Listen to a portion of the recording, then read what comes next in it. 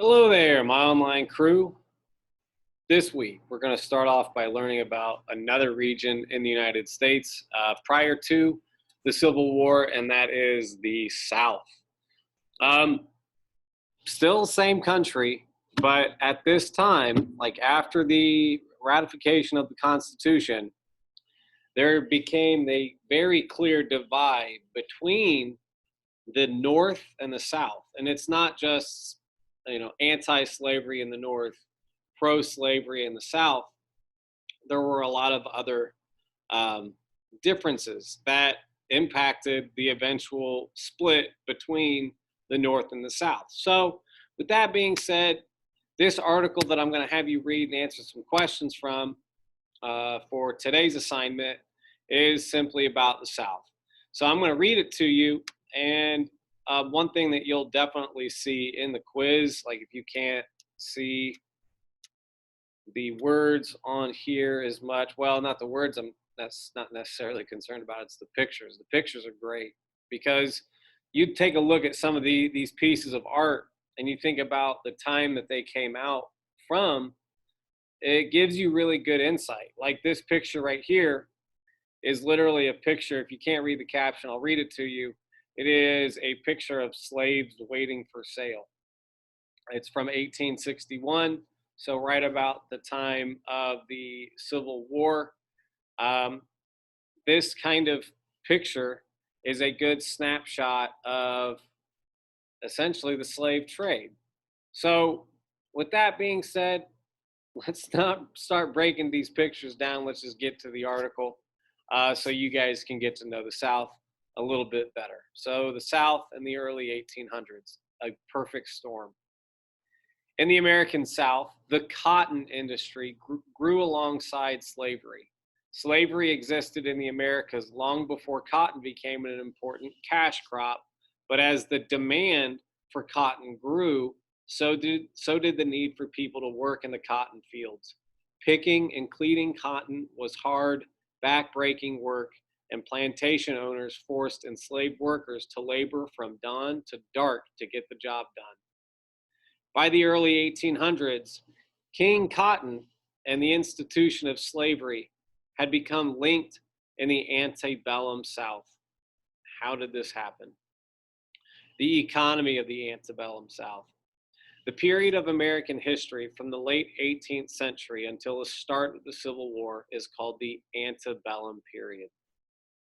During this period, the economies of many northern states became industrialized as more factories were built.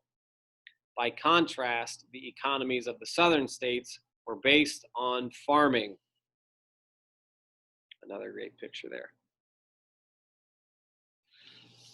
The first cash crops in the South included tobacco, sugarcane, and rice.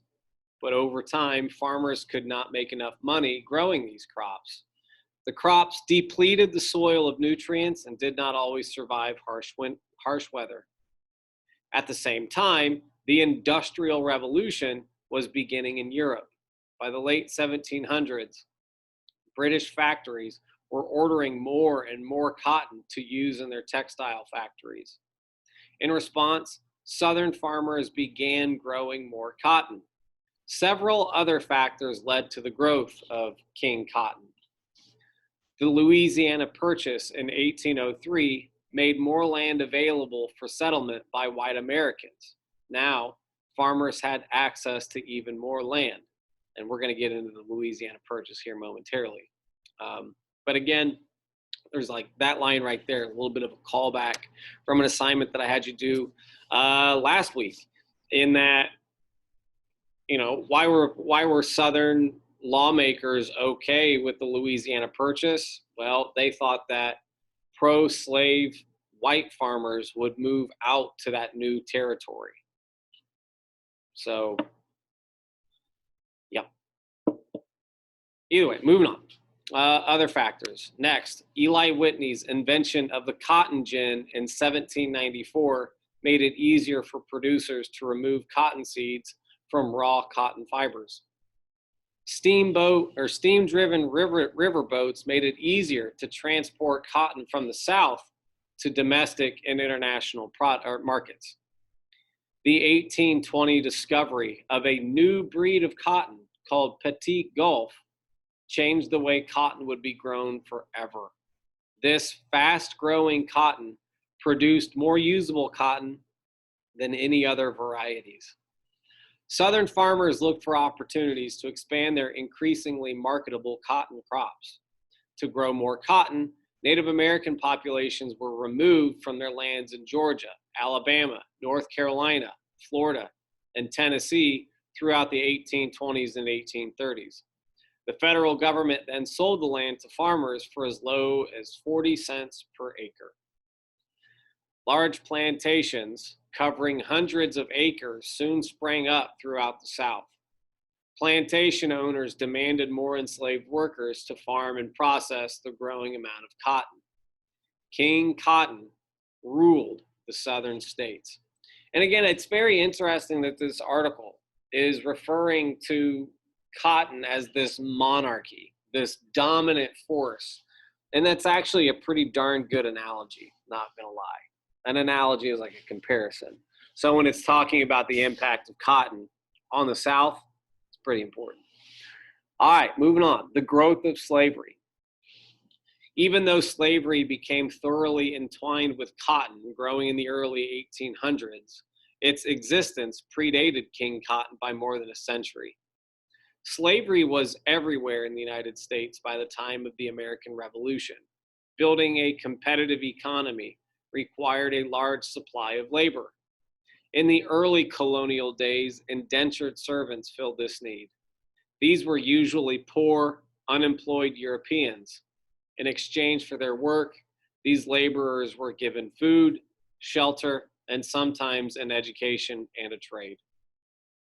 The first Africans were brought to work in the colonies as indentured servants. At the end of their term, they were freed, sometimes given land and other resources. In 1619, the first enslaved Africans were sold in Virginia. When the international slave trade ended in the United States in 1807, more and more enslaved workers became chattel, or property. This meant that enslaved workers had no rights at all, and that their descendants had no rights either. And again, I just think about last week in that article about the North. You see marginalized groups of people that don't have voting rights yet. Women, children, and even they are, after working in factories, becoming empowered and organizing labor unions. So it's just kind of interesting to think about that development at the same time as slavery in the South. As cotton became the most prominent crop in the South, slavery expanded as a central part of the Southern economy. The Louisiana Purchase made more land available to white farmers, and many of them felt they needed slaves to work the large amount of land. The cotton gin made it easier to process cotton, so cotton farmers planted more cotton, which required more labor. By the 1850s, slavery and cotton had become so intertwined that the very idea of giving up either became a threat to the South's economic and cultural identity. Cotton was the only major product the South could market internationally. Southern planters, politicians, merchants, and traders worked harder to ensure that cotton production continued through the use of enslaved workers. Planters expanded their lands, purchased enslaved workers, and went into debt as they competed with other plantation owners. So again, you can't just see slavery as this institution that is only, a social difference. Clearly, Africans are being enslaved. And who are the ones doing the enslaving? It's white Americans, white plantation owners, but it's more than that. It's this thing that weaves itself throughout the South. Again, referring to cotton as king is very interesting because it implies that, one, politics are involved. Of course, politics are going to be involved when literally this was an issue at the Constitutional Convention. Some people wanted slavery to be gone. Some people absolutely said, we're not going to enter into this new constitution if slavery is gone. So that ugly compromise at the Constitutional Convention is still at play here. And then there's clearly the obvious, the merchants, the people buying and selling slaves. I've heard this before. It was like the kind of like the used car salesman, where you can drive around Wabash, or I was a student in Florida, drive around anywhere and you're going to see a used car lot. People bought and sold slaves like that. It's gross to think about because it's very dehumanizing, but it's the way of life. That's what the South was all about, the King Cotton. And then there's the planters, the people that were planting cotton, the plantation owners. They have all of this land, and if they are competing for their cotton to be sold, it's like the Walmart ideal, where the great thing about Walmart is you get all of these products, all of these things for cheap. And the reason why they're so cheap is because there's a lot there. And it's cheaper for us. The people that grow less, their cotton's going to be a little bit more expensive because they're trying to make more money off of it. And it's not as profitable, because why would you buy something for $1 when you could go somewhere else and get it for 80 cents? Well, the more cotton that you could grow, the more that you could make. And as you see here, a lot of plantation owners went into debt as they tried to compete. Moving on. Yeah, I used to live in Hilton Head, South Carolina, and it's a very interesting picture there. Textile mill in the United Kingdom. Yeah. All right. In addition to economic stability, many Southerners also believed slavery created a more stable culture. They justified slavery by claiming it gave enslaved persons a sense of order and duty, while white Southerners, as well as most people in the North, believed that people with darker skin were racially inferior. They believed that those of African descent would become violent unless controlled. This racist way of thinking helped justify the inhumane practice of slavery. Living in the South. Plantation life in the South created clear class divisions. Most Southerners were yeomen, farmers, yeoman farmers, farmers who worked small family farms, indentured servants, or enslaved workers. A few wealthy planters lived in stately manors and had hundreds of enslaved workers under their control. There was little room for a merchant middle class. Artisans often worked on the plantations as servants or as enslaved workers. People were relatively isolated from one another because of the long distances between plantations. So most people's lives revolved around the small area where they lived. And that's another great picture of indentured servants. North Carolina immigrants, poor white folks. White men held positions of power throughout the South, with white women and people of color under their control. While Northern women began to organize to reform societies, Southern women were bound to their homes, where they were expected to manage their households. Women could not vote. In most states, women had no rights to property. Southern society expected women to work in their homes and to play supporting roles to their husbands and children. For Southern women who did not live on plantations, managing the household included nearly constant work in keeping families clean, fed, and well-behaved. On top of these duties, many Southern women were required to help with agricultural tasks. Free blacks in the North and South faced discrimination and prejudice. In the North, free blacks were active participants in society. They were allowed to vote in some states. Some owned land and homes and paid taxes. By contrast, free blacks in the South were deeply affected by the institution of slavery. Their rights to assemble and travel freely were severely limited. Nevertheless, free blacks spoke out against slavery, and some worked to help enslaved workers achieve their freedom.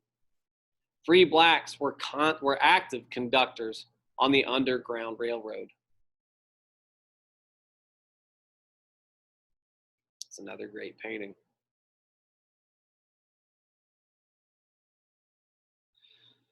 Families represented a sense of community for enslaved workers. Many enslaved workers maintained their religious beliefs, practiced ancestral traditions, and passed their names on to the next generations. By the start of the Civil War, 2/3 of enslaved workers were members of extended households that included parents, children, grandparents, aunts, or uncles, and in-laws. Though families were important to enslaved workers, they were not easy to keep together. Married couples and families were often split apart by auctions. Slaveholders used auctions and sexual violence, or the threat of it, to force enslaved workers to obey and work harder. Despite the isolation of plantation life, enslaved workers communicated with their fellows on other plantations. They walked with one another in the slave markets, and they worked together to help their families and resist slaveholders. Simple acts of resistance included breaking tools, damaging vehicles, working slowly, and feigning injury. So feigning just pretty much means faking it. The fear of slave rebellion was a constant threat for plantation owners. Religion in the slave South. Economic growth, violence, and exploitation strengthened Christianity in the South. By the outbreak of the Civil War, the vast majority of Southerners belonged to either the Baptist or Methodist faiths, both of which are branches of Christianity. Both of these churches initially opposed slavery, but they later defended it. Southern ministers often preached that God had selected African Americans for bondage.